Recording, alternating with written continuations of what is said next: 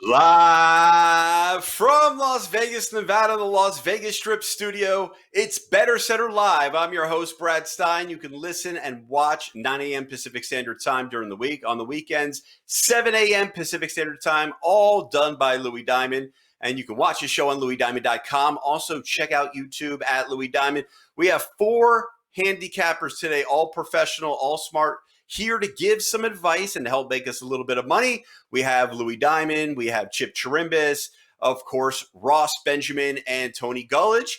We're going to introduce them in just a second, but coming up on today's show, we have NFL, college football, and some NFL, and of course, the most interesting play of the day. The Yanks, the Rays, the Astros move on, and the Lakers take game number 1. There's your headlines. Let's welcome those gentlemen right now to the show. All 4 of them. There you go. I was just about to highlight. When you're ready. Oh. How's that? What a grand entrance that was. As I'm just introducing all you guys, I wanted to highlight one very special handicapper to the show, Chip Chirimbus, who's just been on a hot streak. He's been on a tear. I wanted you to elaborate and tell all the viewers about your hot streak, Chip. Well, but thank you very much, Brad. Thank you very much, Brad. Swept the board in Major League Baseball yesterday, 3-0, and of course, that brings us to 6-1 in the Major League Baseball playoffs. And we also had a big winner in basketball last night with the Lakers. So it's our time of the year. It's the postseason. Big games or big money are on the line, and the big game player is ready for you. So I have 3 more out there today, highlighted by another best bet. 11-2 in my last 11 Megabuck best bet winners in Major League Baseball. All right, you're not getting off that early. What did you learn yesterday? Aha. Well, I learned not to mess around with the Yankees or that the Minnesota Twins are an absolute joke when it comes to the postseason with 17 consecutive losses. That is just absolutely amazing because this team, even at home, can't win, whether they're playing the Yankees or anyone else, obviously. So now you have a Houston who finally made it to 500 after entering 2 games under the breakwater mark. And it's going to be interesting to see. I'm just shocked that Minnesota wasn't able to win. I did play against them, but not to come up with 1 win in 17 consecutive playoff games, that's unbelievable. And I've also learned that you don't play against the White Sox when you have a left-hander going. Thank you very much, Ross Benjamin. Batting second, Louis Diamond. What did you learn? And, of course, tell us a little bit more about Bettor Center. Well, I guess I learned that even though I knew going in that Minnesota couldn't win a playoff game, I refused to bet against them. So I kind of took the day off on that. I also learned that I guess I could fall asleep in a pretty exciting 9th inning. Other than that, a little bit about Bettor Center. Like I said yesterday, we're going to try to change the life for the better, make you guys a smarter bettor. This isn't all about free picks, guys. It's about teaching you the nuances of gambling. And I look forward to getting that out there, helping you guys along. That brings us to Ross Benjamin. What did you learn yesterday? I'm very excited for this. I'm glad you're excited, Brad. That makes me excited. The New York Yankees, I know it sounds a little bit biased, but from an objective standpoint, I was really impressed with the fact that they were up against probably one of the top 2 or 3 pitching staffs in all of baseball, combined starting rotation and relievers, and they were able to score 22 runs in 2 games against those Cleveland Indians. So I think they're going to be dangerous going forward. I know they have to take on the number 1 Tampa Bay Rays in the next series. I know that Tampa Bay dominated them in the regular season, but I think you can see, guys, that it's 2 different entities, regular season and the postseason. All you have to look at is game 1 of the Yankee series, where you had a guy like Garrett Cole, who's been in these big games before, against a guy like Shane Bieber, who looks like he's going to win the Cy Young Award in the American League. And you saw that experience pays off. Cole pitched a gem, and Bieber really struggled. So that's what I took away from yesterday, Brad. Yep, the Biebs didn't show up. Now, batting cleanup, Tony, all the pressure's on you. Hit us home. Yeah, well, I learned that they don't play the fundamental style of baseball anymore. I think that analytics and just aggressive hitting, power hitting has changed the game. You look at the Braves Reds yesterday. How many runners do you have to put on base? I mean, I would probably try a squeeze, but I would try anything at some point during that game to get a run across. Neither team seemed willing to bunt the runners over. I mean, it's like they're always trying to score multiple runs in an inning when you're in extra innings and nobody has scored. I mean, it would seem the objective would be to score one run.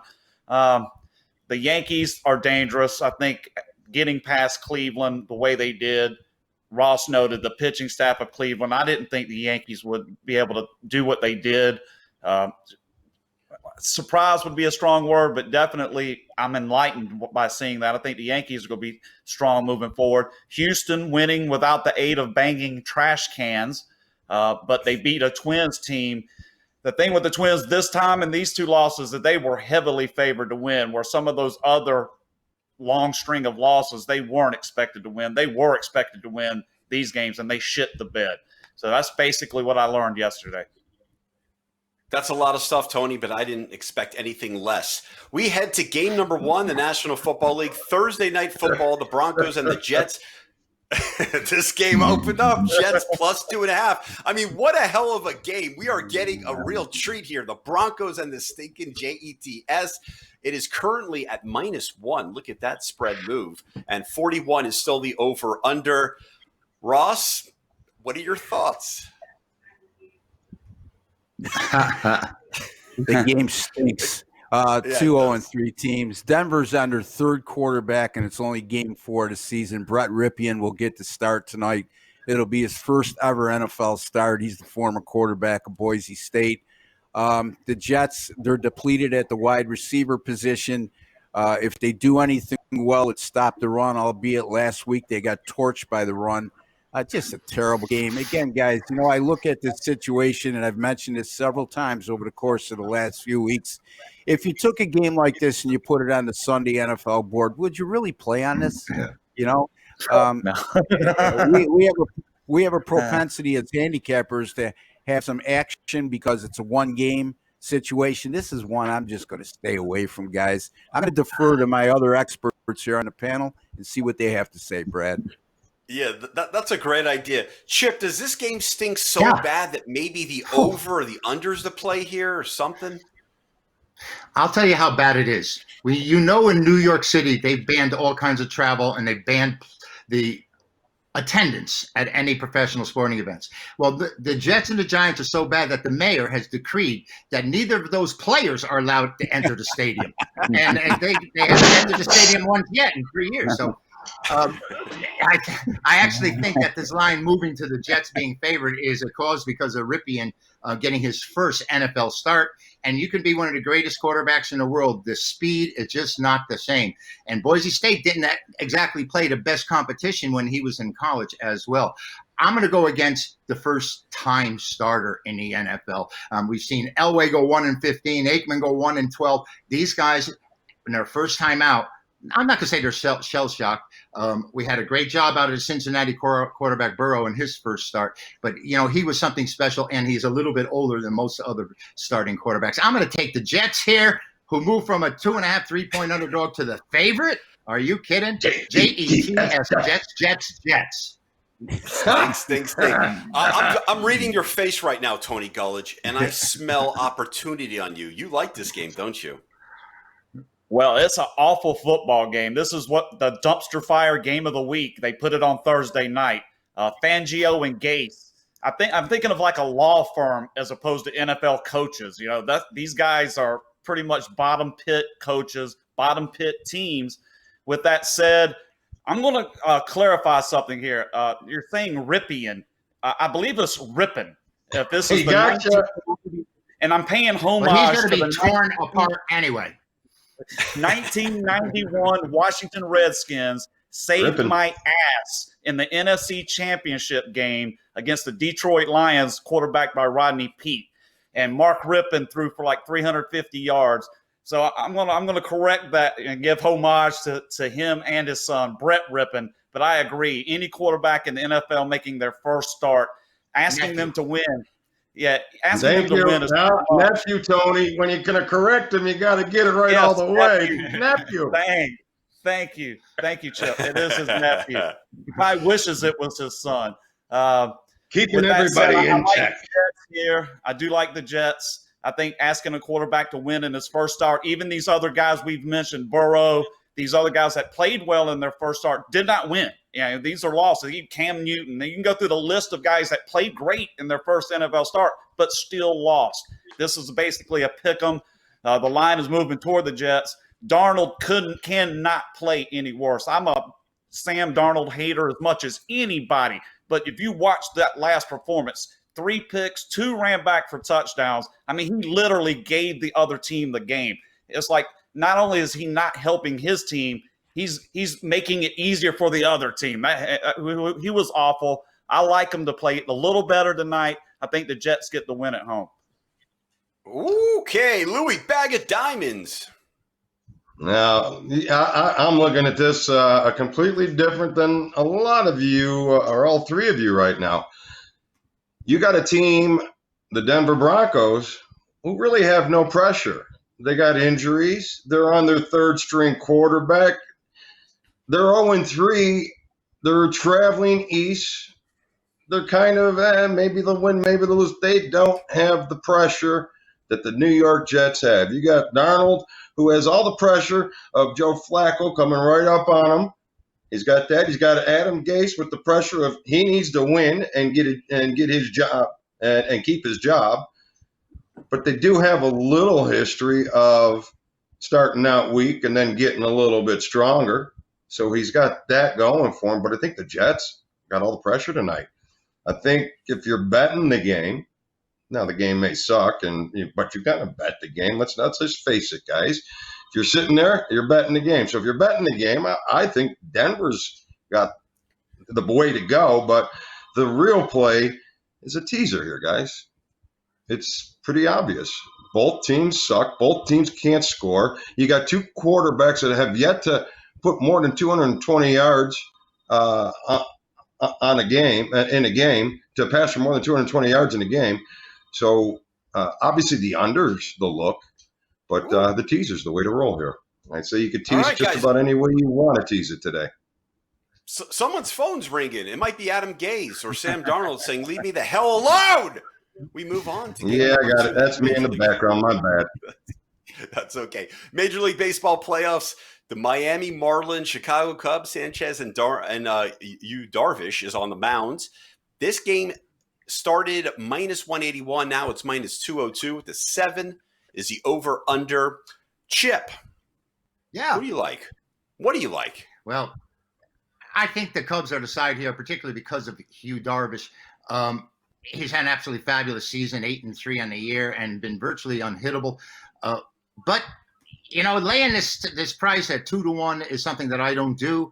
I don't like laying the run lines because a 3-2 win is a win for them, but a loss for me. I would play against the Marlins if I had to. If I have to take the Cubs in a must-win situation, but it's not particularly because it's the Cubs. It's because of Darvish, and that's the only way I go. But I wouldn't play this game personally. Ross. Yeah. The other half of the tandem. Yeah. I wouldn't lay 2-1 either. If anything, I would probably entertain the run line if I could, if I want to, if I'm going to play this game. You look at Darvish, Chip just alluded to it. He's the odds-on favorite to win the National League Cy Young Award. Sixto Sanchez, about a week and a half ago, I would have said, maybe we should give this game a look as an underdog. But I think he's got a bright future. He took Major League Baseball by storm when he got called up from their taxi squad, and he was terrific in his first 5 or 6 starts. But if you look at his last 2, Brad, he's really struggled mightily. This looks like a starting pitching mismatch. The Cubs' backs are against the wall. The Marlins have no pressure on them right now. They've won 1 more game in this series than a lot of people thought they would. I think, if anything, I would lean toward using the Cubs on the run line here. All right, thank you. Can I add one more thing? Can I add one more thing, Brad? Of course you can. Of course you can. Okay, the starting pitcher for the Marlins, who had a great start, 1.76 ERA in his first 5 innings of all the games he's worked, and 11.7 ERA in innings 6 and 7. So it depends on how long he's going to be out there, and you might as well lay the run line with our Darvish on the mound. Louis Bag of Diamonds, what are your thoughts? Major League Baseball playoffs. Well, when the wind is blowing at Wrigley, it usually it's the rules the roost. And yesterday the wind was blowing the same way, left to right, 20-mile-an-hour winds, kept the game under. They had a high number yesterday. Unfortunately, we didn't have a chance to talk about that yesterday. But today, now you have still 13-mile-an-hour winds blowing the same way, left to right. Going to keep the ball in. I think the under's still to play here. But you definitely missed out by having 8.5 yesterday, and they steamed it over because there was just a little touch of wind that was maybe looking, instead of left to right, a little left to center, but it was still blowing in, and that's critical in at Wrigley. So that being said, I got to see a little lean on the under, but the 7 is a tough number, but I still say the under still play. Tony. Yeah, this is definitely a Cubs run line play for me. Just give a quick handicapping tip here on the run lines. What you should look at is based on their overall wins. You look at a team one-run games. Don't worry about their total number of one-run games. Look at their total number of one-run wins as a proportion of their total wins. This game is an example. You got the Cubs here at -200, or you can take them to win by more than 1 run at +105. You're getting more than a 100% increase on your reward for the risk. All right, so you take their 1-run wins, divide it by, you'll clearly see it's the only way to play this game. I can't lay 2-1. I don't think anybody else here can play 2-1. So you look for a way to play this game and increase your value. I'm a real big stickler about risk to reward for the gambling Buckeye bet.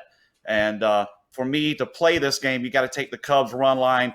And I like this Sixto kid. I think his future is bright, but I think right now it's a lot to ask for him to step into this and get more than 3 or 4 innings. If they play it smart, they would let him go through the rotation maybe twice and then pull him and not because I think Chip brought it up. Once he sees the rotation, the lineup the 3rd time, he starts getting crushed.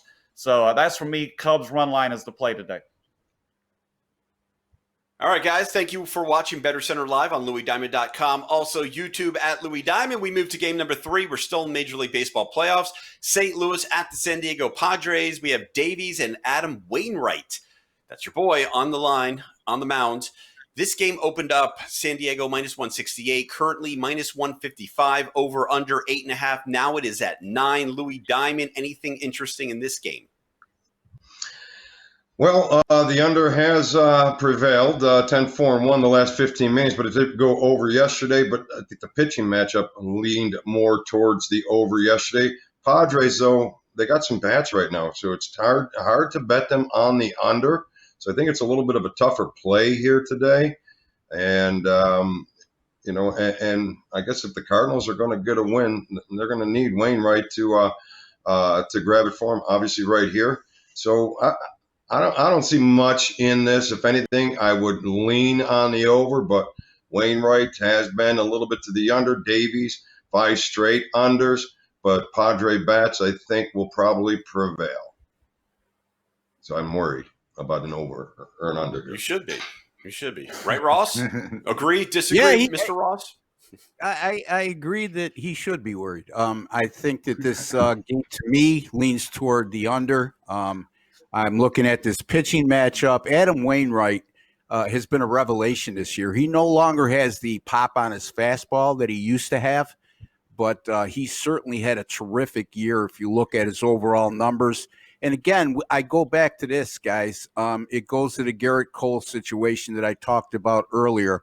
A starting pitcher, maybe not nowhere near in a class at this juncture of his career, Wainwright and Cole, but by the same token, a vast amount of playoff experience, postseason experience to be specific. And Zach Davies, This guy has flown under the radar this year. He's been consistent. Louis mentioned his propensity to go under in his last 5 starts. And that correlates with the numbers he's had. So again, if this line was somewhere in 7.5 or 8 range, I would agree with Louis, but it's up to 9 now.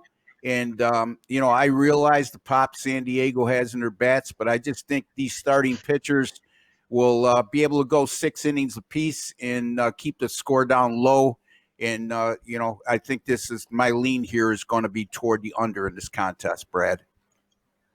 Ross, can you show us that cup, that nice blue tea cup you have there?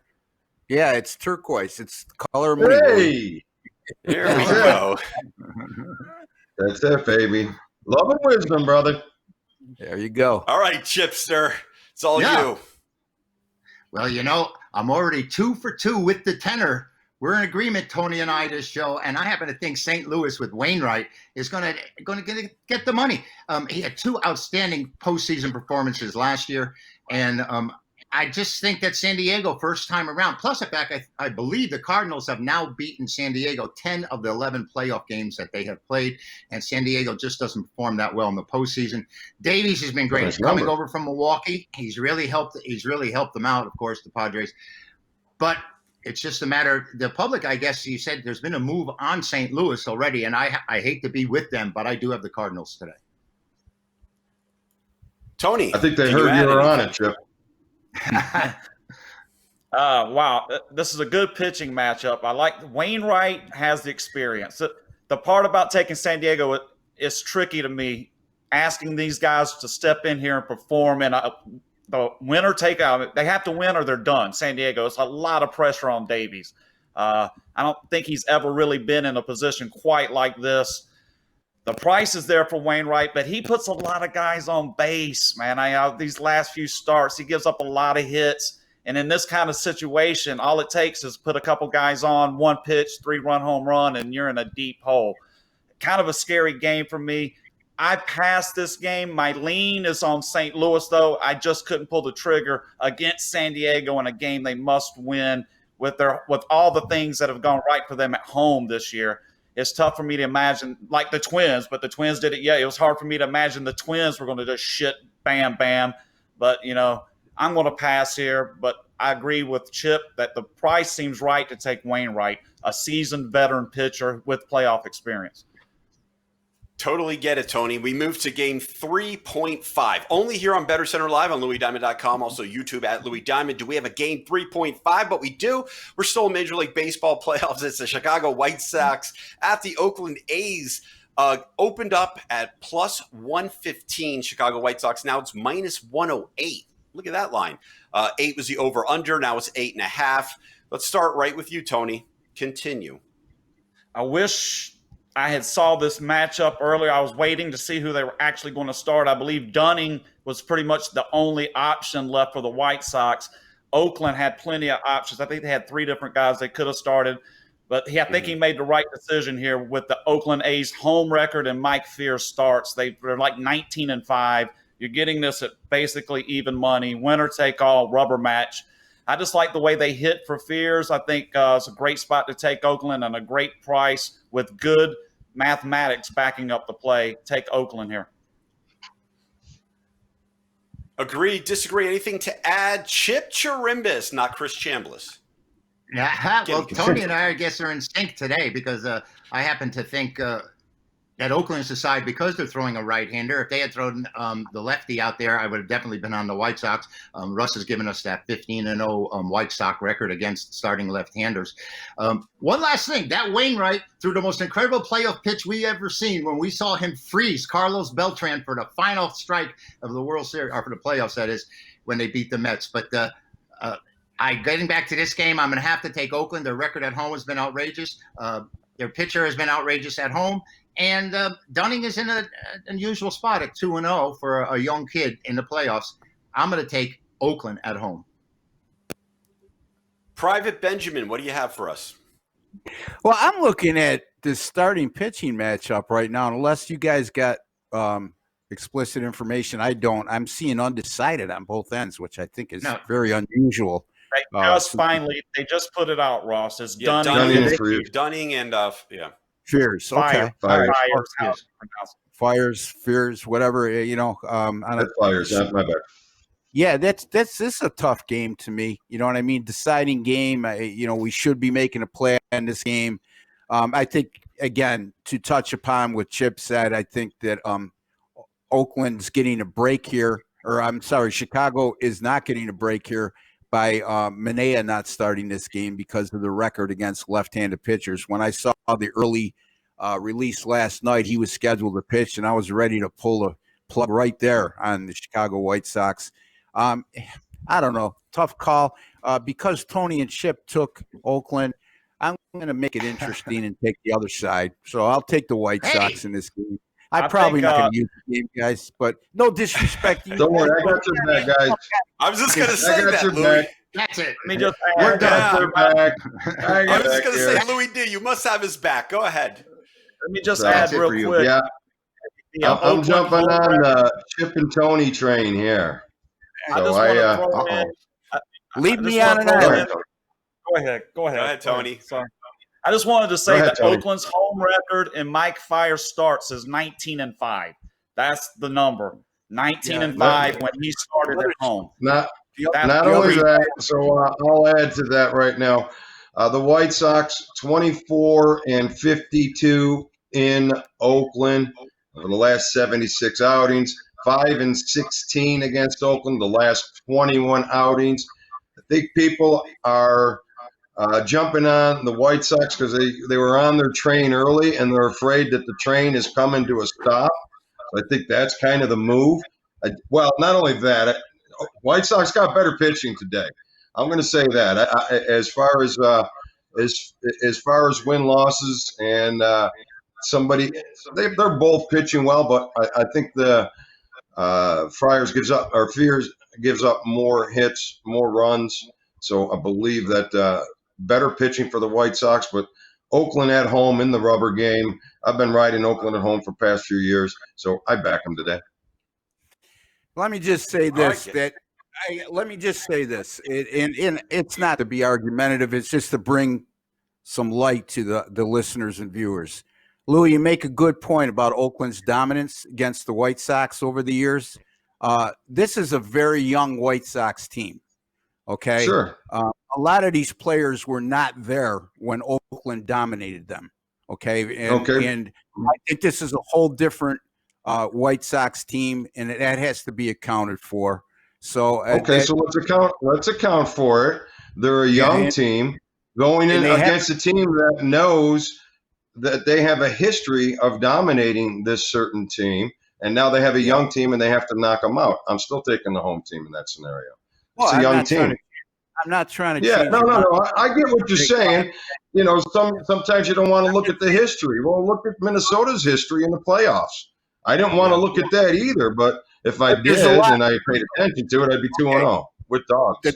The difference is, and again, I'm just trying to bring light to this, is Minnesota's core group of players were there throughout that 17-game losing streak in the postseason. The White Sox are 1-1 against Oakland this year. They haven't faced them. My point being, sometimes you can get too caught up with, the numbers you gave away. I don't disagree with that at all. The numbers that you gave me go back probably 7 to 8 years. So I like to look at more recent stuff. Oakland is, to your defense, 7-1 at home against the White Sox since 2018. Again, this is a maturing team. It's a whole different scenario. Louis, I'm not trying to disagree or say that you guys are on the wrong side. Matter of fact, I probably won't use the game. My point is, don't get too caught up in team. You got to really take a look at team trends, and they got to make sense, okay? Like you said with Minnesota, 0-17, that makes a lot of sense because you're probably looking at 75% of that roster, their active roster going into this postseason, had endured that type of losing. How much has Oakland changed over the last 3 years? They haven't changed much, but they lost Matt Chapman. Okay. That's a huge loss, okay? So So I get what you're saying. We do have a new White Sox team, but I'm saying, like you said, they're a younger team. They're in a scenario where the better team or the bigger team and the stronger team is in a comfort zone where they feel like their psyche knows that they can beat this team, and they usually do. Now, whether the White Sox don't have that psyche yet right now, you have valid points there. But now you have a young team in a high-pressured scenario. So Understood. I'll still take, I'll Again, still take a little bit more experience. Or Chipper or Tony off the side. Just it's just a betting theory that I sometimes it can be over. No, I'm glad you're bringing it up, because this is more important on the show than giving somebody a pick. The old story goes, give a man a fish, he eats for a day. Teach a man how to fish, he eats for life. So that's what we're trying to do. We're trying to teach people how to fish. Gambling didn't come with directions. Neither did money. So at the end of the day, we're both going to have a different path to get there, and that's what the show's about, trying to get all these paths on the right path. And you're absolutely right with what you said. Excellent points, both of you. Great job. I try to teach my wife that. I try to tell her there's different ways to solve a problem. She thinks it's only one way, but we're eventually getting there. But that's what you hear. Listen, Brad, my goodness, what is the matter with you? There is only one way, Brad. The ladies' way. I get it. Yeah, you can't handle happy life, brother. I'm still young. I'm only been married for a little while, so I'm trying to learn that. But still, I try to tell her, well, you can be a little bit more open. There is two ways to solve an algebraic equation, right? No, there's one way. Agreed. Yes, it is. The partnership is what makes it work, without a doubt. That's right. So, all right, guys, we're moving to game number 4. National League, we get to talk some National League baseball. This is exciting. The Dodgers, my boy Kershaw's on the mound. Milwaukee at the Dodgers, opened up Dodgers minus 220. Now it is minus 237. 7.5 is the over-under. Tony, is there anything interesting, eye-opening in this game? Just a little play on the Dodgers run line. I'm not going to take up a bunch of time talking about this. Dodgers, most dominant team, home team. Numbers are actually good for Kershaw. There's been years where his prices have been so high that there's been no value in betting him.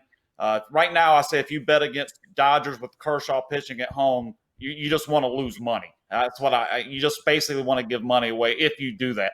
I can't say it's a big pick, but for sure you got to use Dodgers run line today in some combination with something. Thank you. That was short and sweet. Holy crud. This is a miracle here on Bettor Center Live. Chip, quickly, talk. Yeah.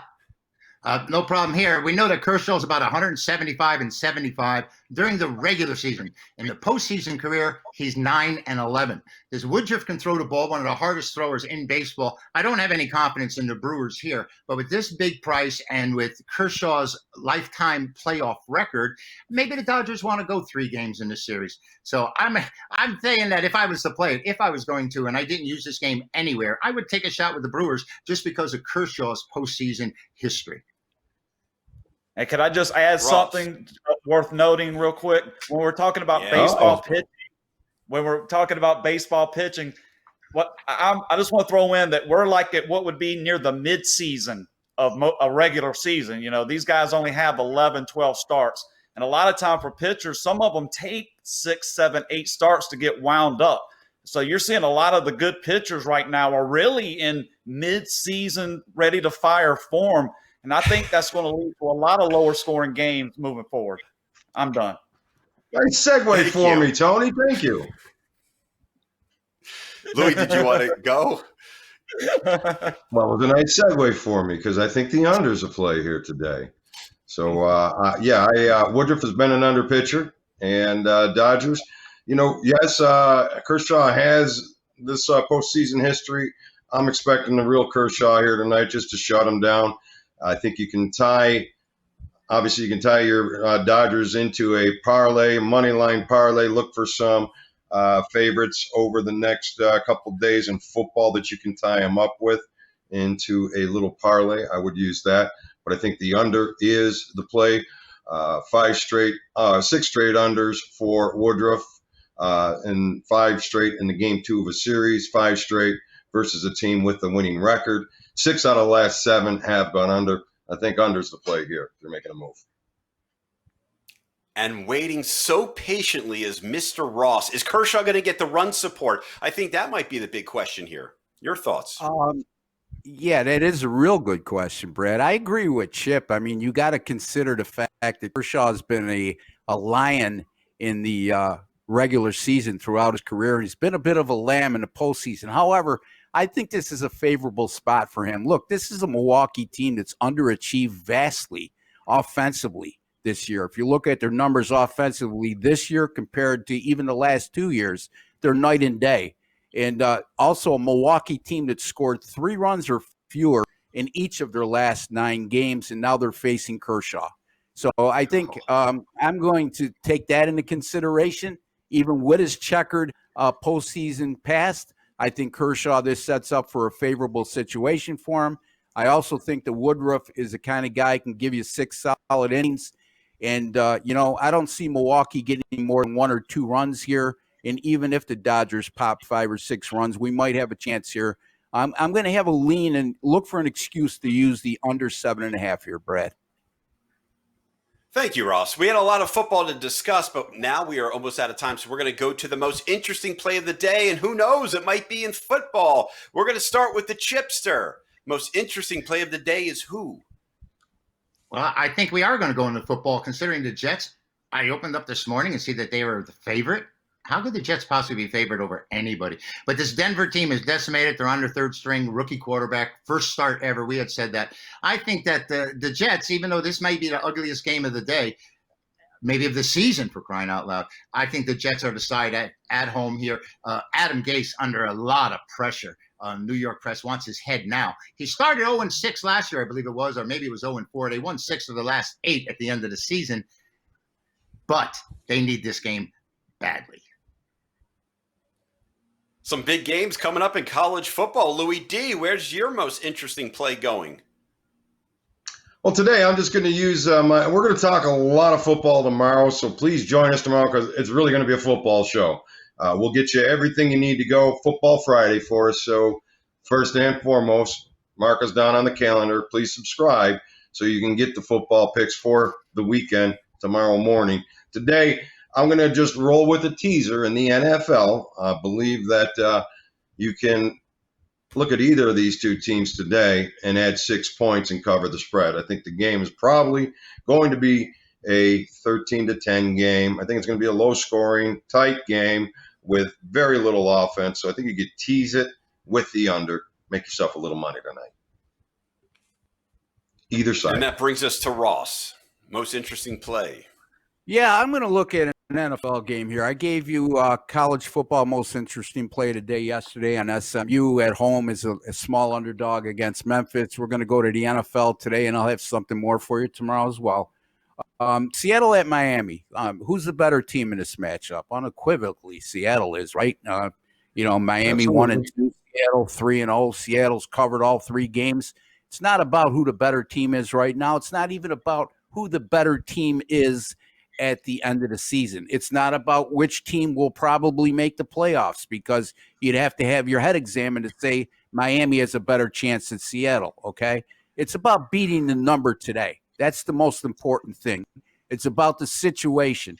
And we have a Seattle team coming off a 38-31 win against Dallas last week at home in a game that was in the national spotlight in the 4 o'clock window. And now they're going on the road to take on the lowly Dolphins, and they're laying 7. And the Dolphins have covered their last 2 games, albeit they did beat Jacksonville last week. Not exactly a powerhouse, but they beat them decisively, 31-13. The week before, they gave Buffalo all they can handle. They covered that game as a home underdog. Miami, as a matter of fact, since 2018, is 8-1 against the spread as a home underdog of 7 or less. Seattle, again, I've mentioned this time and time and time again. It's eventually going to bite them in the rear end. This is a team that gives up a lot of yards in the air, okay?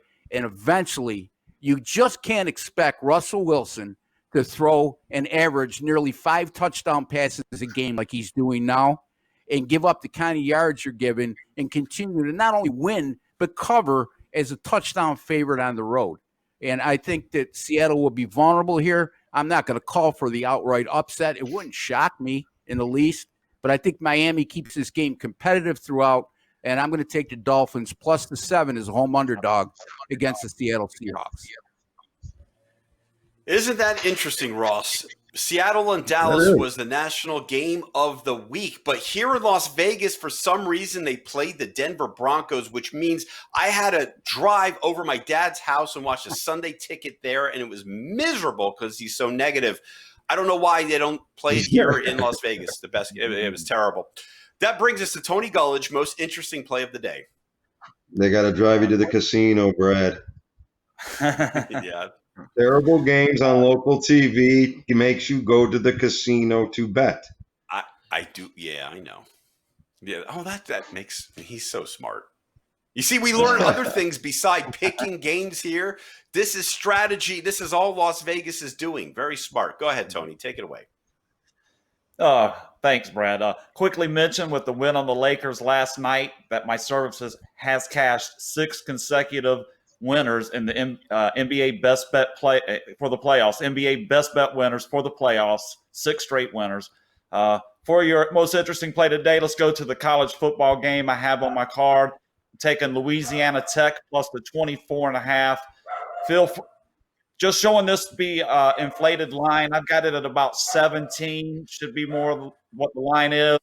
And I think Louisiana Tech traditionally has scored plenty of points on the road. They've done well as a road underdog because they score a lot of points.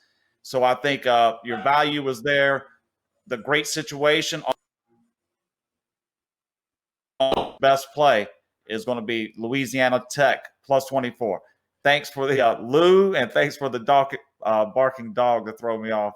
Back to you. Yeah, blame it on the dog. Right. Mute Tony. That is it. We're wrapping up this show. But I'll tell you what, I'm a deep thinker, and I never in my mind thought that that's what Las Vegas was doing us, trying to get us to the casinos, because what it would do to a person like me is bring me to a sports bar or possibly just buy the Sunday ticket. But thank you, everyone, for watching Bettor Center Live, 9 a.m. Pacific Standard Time. Of course, 7 a.m. Pacific Standard Time on the weekends. Thank you, Eugene. Thank you, Tony, Dell, who's not here, Ross, Chip, and Louis Diamond, all of the whole team. Have a wonderful day. If you don't play, you don't win. I'm Brad. This is Bettor Center Live. Have a wonderful day. Goodbye. We'll catch you next time.